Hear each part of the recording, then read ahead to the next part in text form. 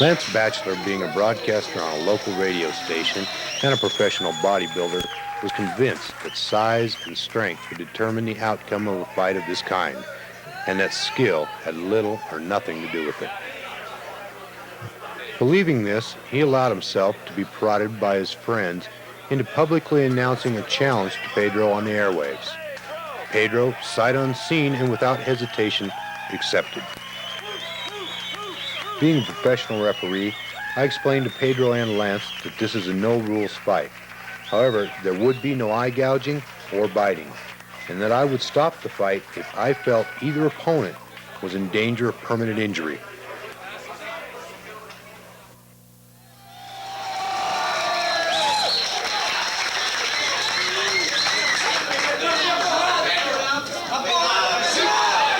Pedro immediately begins throwing strategically placed side kicks into Lance's left knee. These kicks are designed to distract Lance from guarding his upper body and head, leaving a huge opening for attack.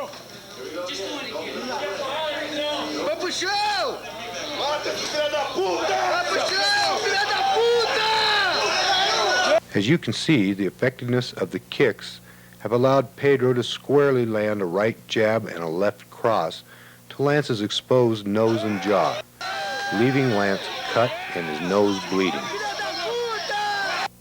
Here, a left hook opens up a cut under Lance's right eye. Another shot of the same. It's obvious the bodybuilder is not prepared to defend himself against such a skillful attack. In a display of frustration, Lance charges Pedro, tackling him and taking the fight to the ground, which is where the jiu-jitsu man is most at home. Even with Lance's massive size and weight advantage and his body coated with Vaseline, Pedro's skill in jiu-jitsu allows him to flip the former Mr. Utah and dictate the pace of the fight.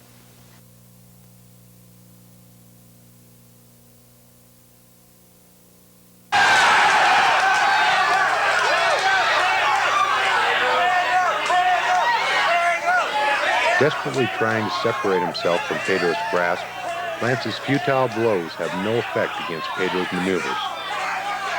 Pedro's jiu-jitsu tactics include various flips and other effective foot techniques that are designed to make his adversary expend energy and wear himself down.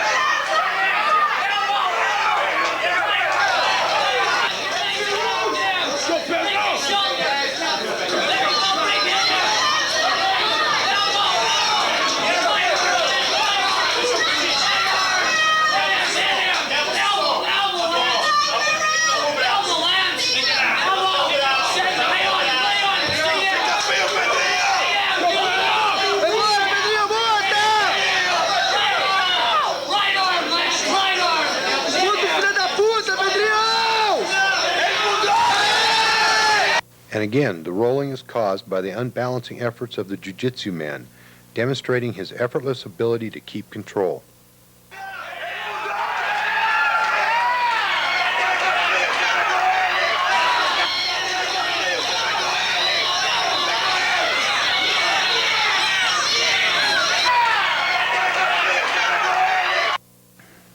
As the clinch is released, Lance throws 4 punches, none of which connect with their intended targets. These are answered back by 2 solid connecting blows from Pedro. Lance's reaction is to extend his arm, trying to block any further onslaught.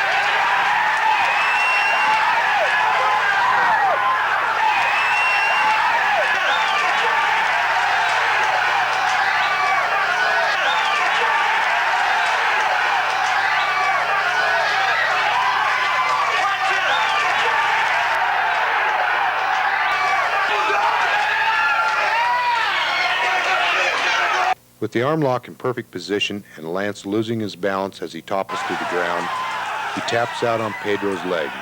Pedro shows great mercy by releasing Lance's arm just before it reaches its breaking point. At this point, I choose to stop the fight so that no further injury will be suffered by Lance.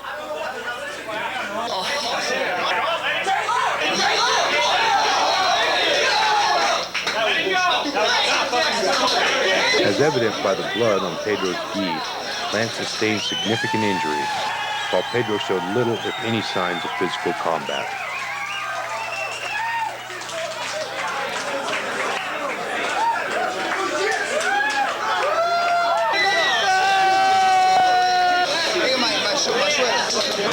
So did size and strength prevail over the skill of jiu-jitsu?